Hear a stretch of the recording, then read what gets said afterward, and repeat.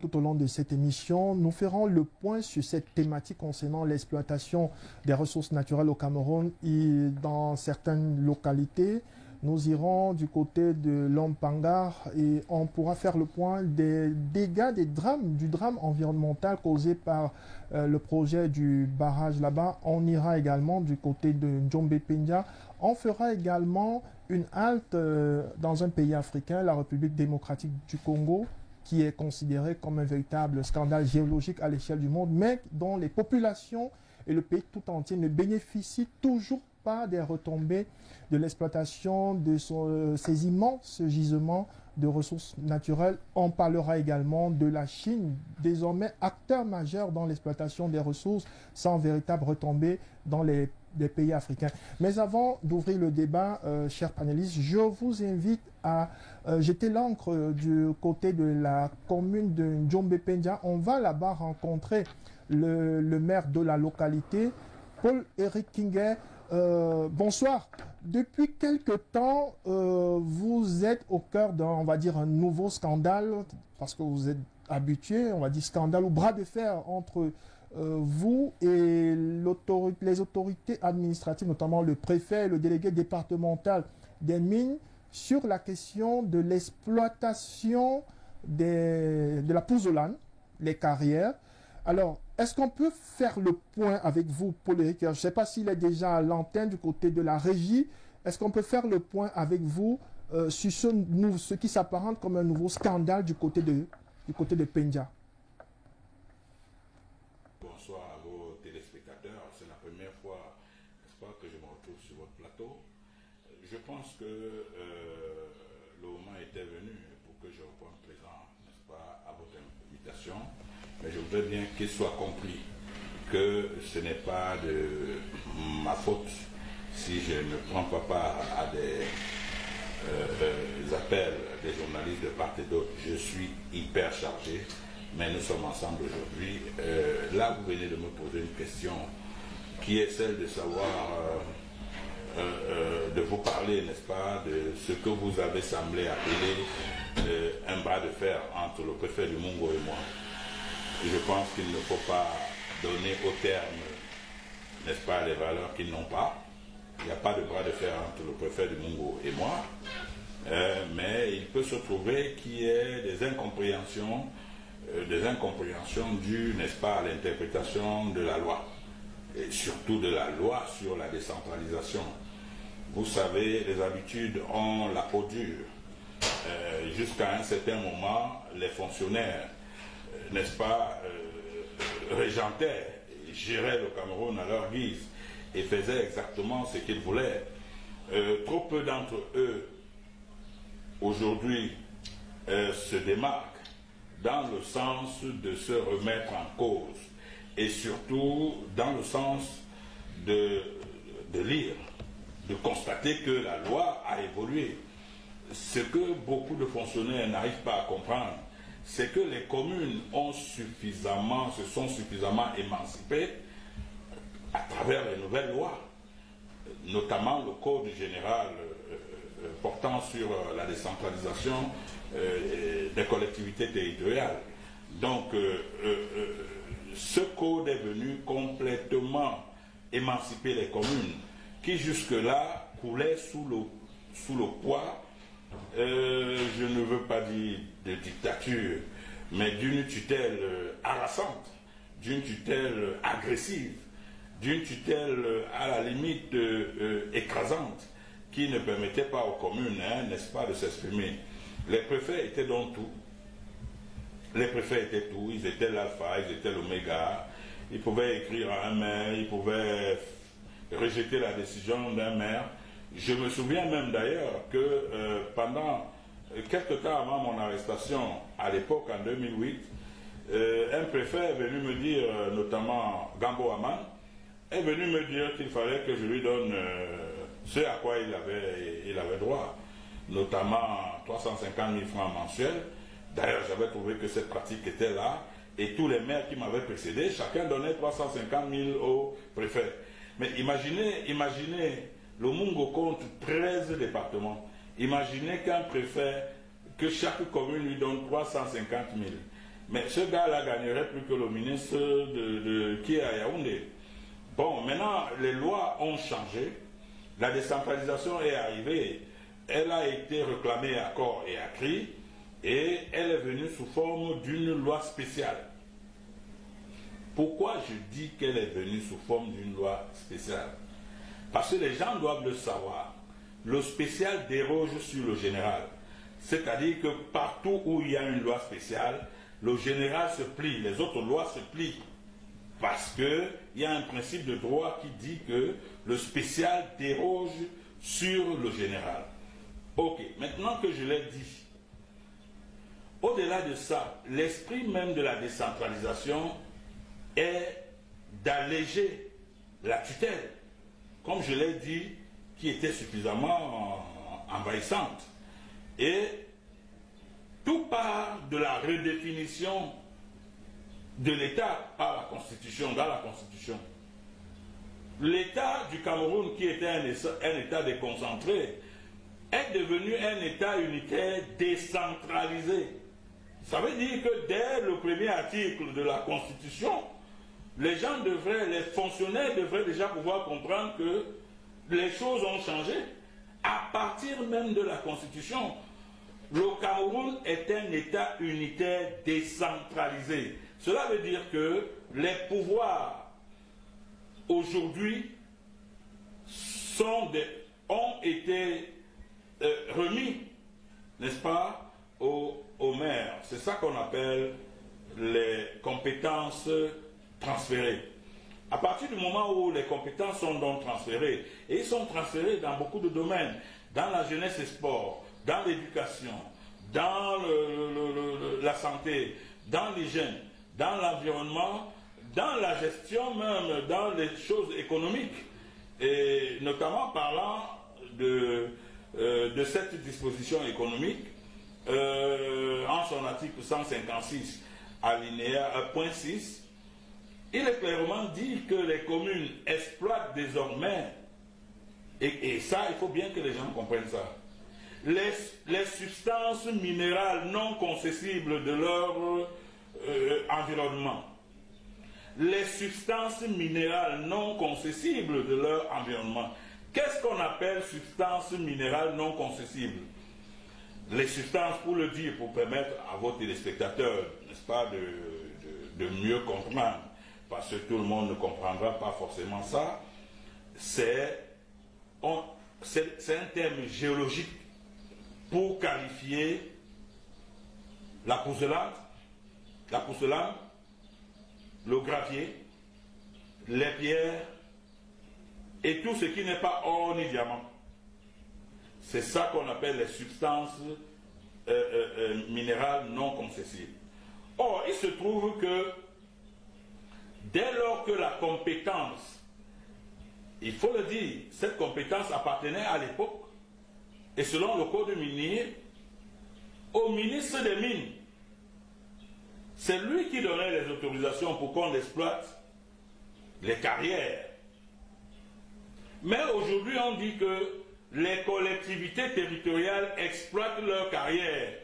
Ça veut dire leurs substances minérales non concessibles. Par compréhension simple, le maire d'une commune, s'il a des carrières dans sa localité, il les exploite parce que ça fait partie de ce qui doit lui donner de la richesse. Et d'ailleurs, pour le prouver, l'article 390 du Code général des collectivités territoriales décentralisées cite parmi les revenus de la commune le domaine national, les produits du domaine. Or, les carrières sont les produits du domaine. Ça veut dire que le maire qui a la carrière chez lui doit aller exploiter les produits du domaine pour avoir de l'argent. Alors, qu'est-ce qui se passe dans le Mungo? Il se passe dans le Mungo que il y a un délégué départemental, n'est-ce pas, des mines chez moi, qui non seulement s'est arrogé le droit de donner des permis d'exploitation des carrières aux opérateurs économiques venant de Douala et de partout, et ceci au mépris de la loi. Je dis bien au mépris de la loi, parce que le délégué, même en se fondant sur l'ancien code, c'est-à-dire le code général, le code minier, le délégué départemental n'a aucun pouvoir de donner une carrière à quelqu'un. Mais ça a été le cas. Chez moi, le délégué départemental s'est arrogé le pouvoir de son ministre. C'est lui qui donne des carrières aux gens. Je dis bien au mépris de la loi. Mais il ne se limite pas à ça seulement. Il fait exploiter les carrières par sa femme, par lui-même. C'est lui-même qui est sur le terrain. Et les bureaux d'un consommable ne lui servent plus à rien. Le gars vend la pouzelane, il est partout, c'est un commerçant. Mais un tel fonctionnaire mérite-t-il d'être maintenu en fonction? Moi je dis non. Il faut que son ministre prenne des mesures suffisamment fortes pour lui rappeler que non seulement il est fonctionnaire, mais ensuite, il n'a pas le pouvoir de faire exploiter une carrière, mais enfin, qu'il ne doit pas lui-même exploiter une carrière. Voyez-vous, Serge Seppo, moi je suis quelque peu gêné. Et c'est en cela qu'on me trouve un peu difficile dans les bords. Mais la loi, c'est la loi. Il faut que les gens respectent la loi. Dans ce pays, le jour où les Camerounais vont apprendre à respecter la loi, croyez-moi, ce pays va aller droit vers le développement. Voici un délégué qui est délégué. Mais il est délégué départemental. Au-dessus de lui, il y a un délégué régional. Hein. Au-dessus du régional, il y a les directeurs dans son ministère.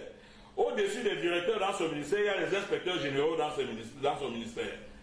Tout cela n'exploite pas la pouzelane. Mais lui, il s'approprie le droit d'exploiter la pouzelane. Mais ce qui m'a choqué dans cette affaire-là, c'est que quand il y a une situation comme celle-là, les collectivités territoriales décentralisées devraient être protégées par leur tutelle, c'est-à-dire le représentant de l'État qui est le préfet. Mais dans ce cas-ci, quand j'ai écrit au délégué qu'il n'a pas le droit de le faire, celui qui me fait des remontrances, c'est plutôt le préfet. Il me dit, mais non, votre façon de faire, c'est pas bien parce que vous pouvez procéder autrement. Mais comment dois-je procéder autrement? Quand j'ai 101 à 105 000 pauvres personnes dans ma localité qui vivent dans les carabotes, les gens qui mangent à peine, les populations ont des problèmes. Il faut de l'eau en Djombe-Pendia, il faut de l'électricité en Djombe-Pendia, il faut les routes en Djombe-Pendia, il faut tout en Djombe-Pendia. Comment pouvez-vous comprendre que le représentant de l'État qui doit protéger les populations au moment où le maire a des stratégies pour sortir ces populations de la pauvreté, c'est lui qui prend les devants pour me faire des correspondances dans lesquelles il me dit que non, mes méthodes ne sont pas bonnes, mes méthodes peuvent plomber la bonne gouvernance. Mais il sait, ce n'est pas par hasard qu'il a fait cette sortie. Le délégué et lui, ils sont tous les jours ensemble. Maintenant, moi je refuse de l'accuser d'être exploitant lui-même des carrières. Moi je m'interdis ça. Mais je constate que le délégué exploite la carrière et il est couvert par le représentant de l'État. Bon, maintenant, qu'est-ce que la loi prévoit dans des cas comme ça? La loi prévoit que si je ne suis pas d'accord, je saisis le juge administratif pour rappeler à chacun son devoir. C'est pour ça que j'ai décidé de saisir le juge administratif pour qu'il nous dise si oui ou non les compétences nous ont été transférées. Voyez-vous, il existe quand même un ministre de la décentralisation. Mais attends, si le ministre de la décentralisation existe, alors qu'il n'y a pas de décentralisation sur le terrain, il existe donc pourquoi? Je me souviens que pour des raisons de Covid-19, quand mon ministre m'écrit, il nous rappelle que vous les maires, vous avez la compétence pour les cimetières. Vraiment, il faut que les gens soient bien enterrés et autres. Vous avez la compétence pour les écoles, il faut aller désinfecter les écoles. Mais il doit aussi dire qu'on a la compétence sur les carrières. En tout cas, lui-même, le ministre, sait qu'on a beaucoup de compétences qui nous sont transférées. Mais maintenant, il y a une hérésie intellectuelle et c'est terrible ce pays. Ce pays est comme si on a tétanisé les cerveaux. Quelqu'un vous dit, pour qu'un texte soit applicable, il faut qu'il y ait un décret d'application. Mais c'est une hérésie en droit. Parce que quand un texte, quand une loi est votée, elle est applicable sur les sujets immédiatement. Elle est applicable sur les sujets immédiatement. Mais d'où vient-il qu'on vous dise que c'est un décret qui doit faire marcher une loi? Alors que suivant la hiérarchie des normes juridiques, la loi est au-dessus du décret. Quel est même ce pays? Quel est ce pays où les gens fonctionnent comme si on les a tétanisés? Qu'est-ce qui se passe même? Qu'est-ce qui se passe pour que le Cameroun devienne ce qu'il est devenu là? Un pays où on vous dit qu'il y a une loi qui a été votée. Et d'ailleurs, pour conforter ce que je dis, les maires des villes ont été votés sur la base de cette loi. Pourtant, il n'y a pas eu de décret d'application pour qu'on vote les maires des villes. Mais lorsqu'il s'agit des carrières, on dit qu'il faut un décret d'application. Vous savez, c'est maintenant que je comprends. C'est maintenant que je comprends. Et ça, je peux m'en vouloir un peu. Il y a quelques gens dans ce pays qui veulent faire décoller ce pays. Et au rang desquels, vous allez m'excuser de le dire aujourd'hui, au rang desquels le président Paul Biya, je le dis contre l'avis de tous ceux qui pensent que je suis acheté. Mais d'où vient-il qu'un chef d'État vous dise que nous sommes en décentralisation? Et un délégué qui mange le foufou là-bas en consommant vous dit que le chef de l'État n'est pas normal. C'est lui le délégué qui comprend. Au point où il se fait protéger par un préfet. Vraiment, je suis perdu. Il faut qu'on dise aux Camerounais que le fameux code portant décentralisation des collectivités territoriales au Cameroun est applicable et qu'il n'attend à aucun moment un décret d'application, qui est une hérésie. Je vous dis que sur le plan du droit, c'est une hérésie. Un décret d'application ne peut pas faire marcher une loi. C'est le contraire qui devrait se faire. Un décret d'application ne peut pas faire fonctionner une loi. Il n'y a que dans des pays où les gens ne sont pas normaux qu'on admet des choses comme ça. En droit, ce n'est pas possible. Donc, il faut que les gens sachent que si vous avez demandé le décret d'application pour les carrières, il faut aussi demander le décret d'application pour les maires de ville. Parce que tout ça, c'est la même loi. Il n'y a pas une loi pour les maires de ville et une loi pour les carrières. Tout ça, c'est le code général portant décentralisation au Cameroun. Conclusion, j'ai dit aux délégués des mines de cesser d'envoyer les gens venir exploiter mes carrières pour votre gouverne et pour la gouverne des téléspectateurs de votre chaîne de télévision. Ndiombe Penja compte 46 carrières de Pouzeland. C'est l'une des rares communes au Cameroun à avoir autant de carrières. Vous voulez que je vous dise ce que ça peut apporter à Ndiombe Penja? Une seule carrière, on l'exploite entre 10 et 30 ans. Une seule carrière, une seule. Et un camion de 30 tonnes de pouzelan se vend à Douala à 210 000. Alors, Paul Rekinger, au-delà de ces dénonciations, moi, la question que je voudrais vous poser, c'est depuis que cette exploitation se fait par des entreprises privées, même si elles sont en intelligence avec les délégués départementaux des mines, est-ce qu'il n'y a pas un forfait qui est reversé à la commune? Si oui, il est de combien à peu près? Un camion de pouzelan coûte 210 000 francs à Douala. Vous savez ce que les amis du préfet et du délégué versent à la commune de Penja? 722 francs le camion. C'est-à-dire qu'ils prennent le camion de pouzelan à Djombe Penja à 722 francs. Ils vont à Douala le vendre à 210 000. Alors, allez comprendre, peut-être que lorsqu'ils finissent de vendre, ils reviennent en Konsamba pour partager. Mais sauf que quand ils partagent, moi j'ai des populations qui sont très pauvres. Et c'est en cela que j'ai fait ma sortie pour dire que je ne laisserai plus mes populations s'appauvrir. Si ça doit me coûter une nouvelle prison, j'appelle d'ores et déjà le peuple à être témoin.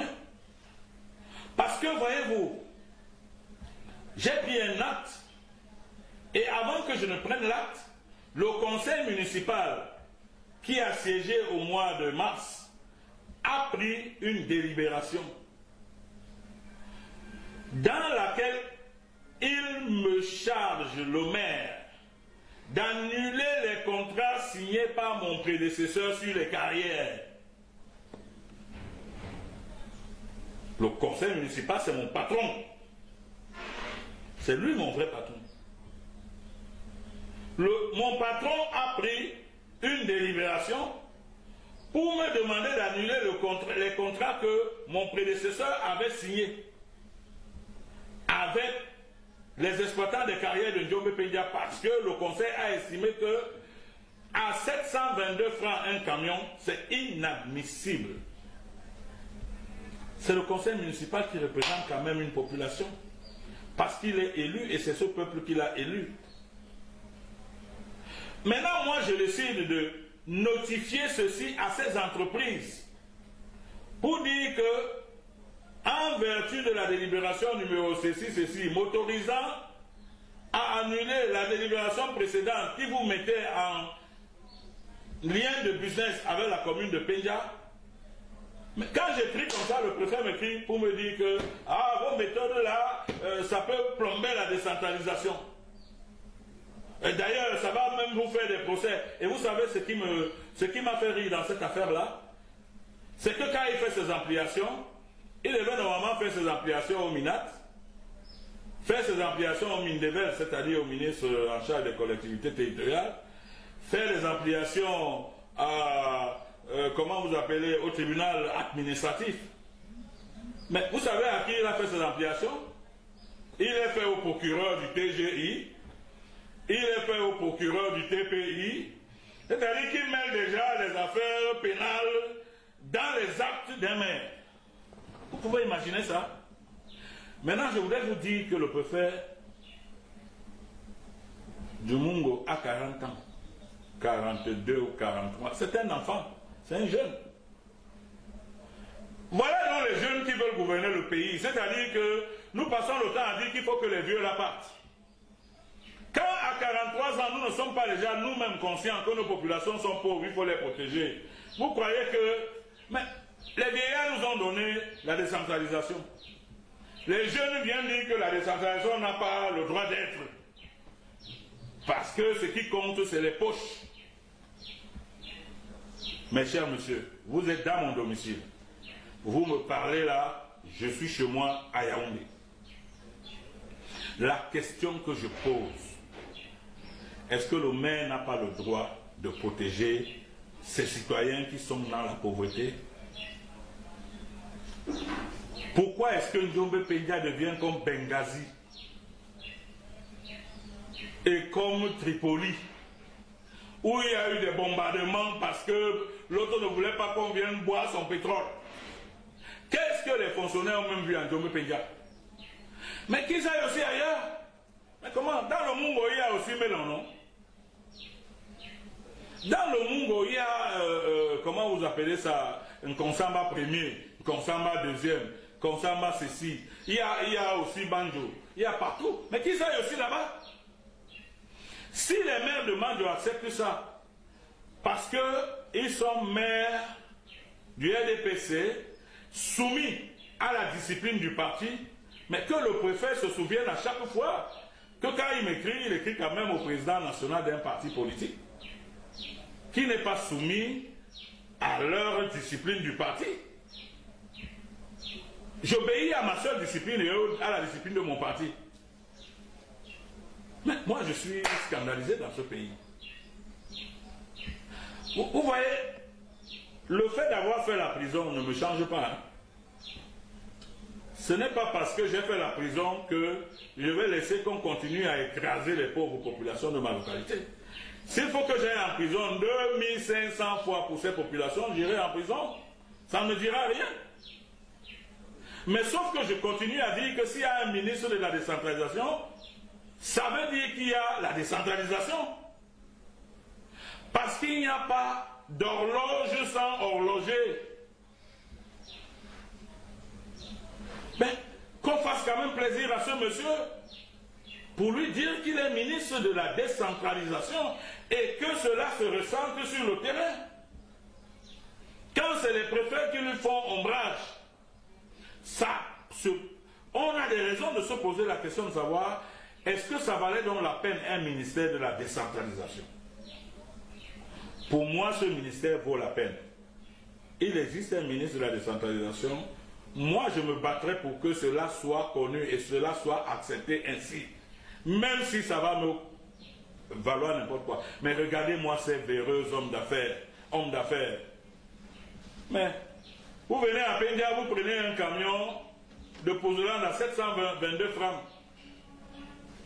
Vous allez le vendre à 210 000. Et vous avez même le courage de monter sur vos femmes. Vous ne voyez pas que les gens là, c'est des sorciers? Lorsque votre arbitre intérieur, qu'on appelle la conscience, n'est plus capable de vous juger, ça veut dire que vous n'êtes plus un homme. Vous n'êtes plus un homme. Vous n'avez même plus le droit de jouir des choses de la terre. Montez sur votre femme, vous devez même avoir honte, en vous disant que vous êtes allé exploiter les pauvres gens pour venir montrer à votre femme que vous êtes riche. La richesse, on ne jouit d'elle que lorsque elle est partagée et lorsqu'elle est faite dans des conditions acceptables, lorsqu'elle est fabriquée dans des conditions acceptables. À quoi vaut l'argent à un homme d'affaires lorsqu'il aura tué tout le monde autour de lui avant d'avoir de l'argent? En tout cas, qu'il me soit permis, devant votre écran, aujourd'hui, de dire que moi je m'appelle Paul-Éric Kingé. On ne m'influence pas avec les affaires, procureur, ceci, procureur, machin. Les actes d'un maire sont les actes administratifs. On ne les combat que par l'administratif, donc par le tribunal administratif. C'est-à-dire que si je décide par exemple de fermer mes carrières maintenant, parce que je vais les fermer d'ici 3 ou 4 jours, je suis en train de faire des barrières autour de mes carrières. Ces carrières vont être fermées et scellées en vertu des compétences qui me sont transférées. Si un opérateur économique estime que j'ai fait plus que la loi n'en demande, il saisit le juge administratif, pas le procureur. Mais vraiment, ouais. Mais il faut que le préfet sache qu'on répond aux actes administratifs par les actes administratifs. Ça veut dire que si lui et moi, on ne s'entend pas sur tel point ou sur tel autre point, c'est chez le juge administratif. C'est ce qui est prévu par la loi. Ce n'est pas chez les procureurs, les COCOM, les ceci, les cela et tout ça. Non, ce n'est pas là-bas. S'il choisit cette route, il s'inscrira dans la liste des fonctionnaires qui vont amener l'État à payer encore des milliards de francs inutilement. Mais l'action récursoire là, dont vous entendez parler, c'est-à-dire que quand un fonctionnaire commet une faute, c'est l'État qui paye à sa place, et puis l'État prélève sur le fonctionnaire. L'action récursoire va être remise sur pied. Toi, le fonctionnaire fautif, si tu avais droit à la retraite, on va confisquer toute ta retraite, parce que tu as posé un mauvais acte, et l'État a payé à ta place. Donc vraiment, il faut qu'on me laisse travailler. Souvenez-vous, cher Serge Sepo, souvenez-vous que dans une chaîne concurrente, à l'entame de mon mandat, j'avais déclaré « Il faut que les fonctionnaires de Yaoundé me laissent travailler. Il faut que tous les fonctionnaires me laissent travailler. » À peine 2 mois, qui sont déjà eux-mêmes en train de vendre la pouzelane. Même si le chef de l'État lui-même entend que les fonctionnaires vendent la pouzelane de Kenya, vous croyez que lui-même sera content? Si les hautes personnalités de ce pays, qui tiennent encore les rênes de ce pays, entendent que les délégués départementaux vendent la pouzelane et viennent partager l'argent avec les autorités administratives, est-ce que ces gens seront contents? Moi, je sais protéger mon périmètre. Et je vais protéger mon périmètre aussi longtemps que les lois existeront. Je ne sortirai jamais du cadre des lois. Parce que souvenez-vous, depuis le moment où on appelait le Cameroun Rio dos Camerounais, jusqu'à ce jour, je suis le seul Camerounais qui a battu l'État du Cameroun 5 fois devant les tribunaux. Hein. C'est-à-dire 3 fois d'abord devant les tribunaux du Cameroun et 2 fois à l'extérieur. Maintenant que je pensais que tout le monde est revenu à la sagesse et qu'il faut qu'on me laisse travailler, laissez-moi travailler. Vraiment, laissez-moi travailler pour que Djombe Penga sorte de la misère. Mes populations souffrent. Laissez-moi travailler vraiment. Oh mon Dieu. Mais si vous pensez que que le Mungo, c'est Benghazi en Libye, ou alors Tripoli, ou alors les tanks de pétrole, mais allez vous battre ailleurs, dis donc, allez chez vous. Allez ailleurs vous battre. Laissez le Mungo, ce département a déjà trop souffert. Laissez ce département en paix. Le maire de Mandjo doit gérer les carrières de Mandjo. Le maire de Melon doit gérer les biens de Melon.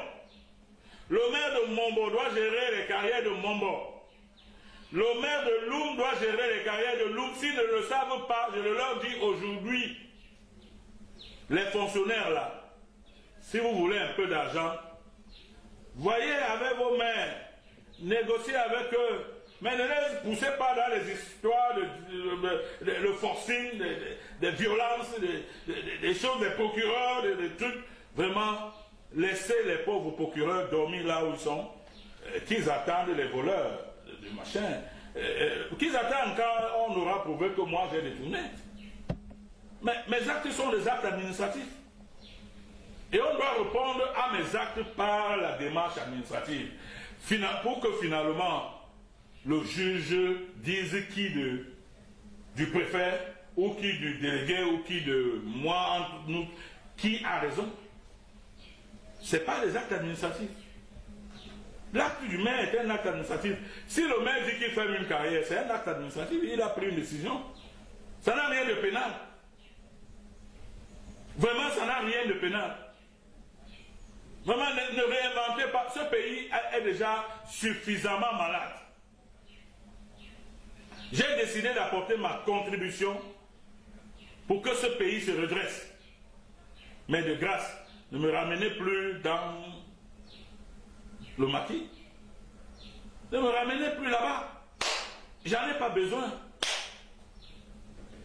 Soyez simplement sérieux et laissez les maires travailler. Les maires ne demandent que ça, parce que la décentralisation leur a donné des pouvoirs.